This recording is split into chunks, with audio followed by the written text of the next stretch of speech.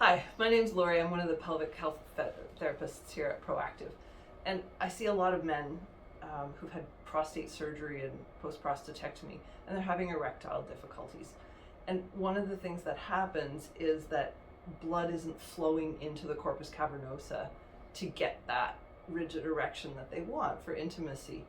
Overnight, we get into periods called REM sleep. And when a guy gets into REM sleep, testosterone is released into the bloodstream. And that helps open valves to two chambers called the corpus cavernosa. As they fill, that generates an erection.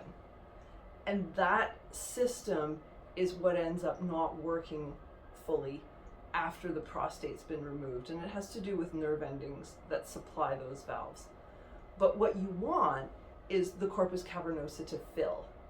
Each time they fill, they supply blood to the area, oxygen, it's all good for the tissues.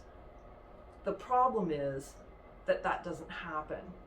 And so what you do is to generate that with vacuum from a pump. And I've got one to show that I use in my clinic. And this one's a really basic model. They're expensive models, medical models. Most of them have gauges and they have a lot of accessories. Those are often $300, $400, $500. And if you're getting it covered on an insurance plan and you get your doctor to write you a prescription for it, you might be able to get it covered. The basic models are $30 to $50. It might be a time when you choose to use your incognito tab, but you can order one off the internet and they'll deliver it. Mine unfortunately was damaged against something else, silicone, but it fits quite nicely if you use a little bit of gel, and you can get pretty good suction. This particular model just has a finger block to create, to block the loss of air, and then you can create suction with the little hand pump. So I usually get men to do it in the mornings to capitalize on the testosterone that's already in the system.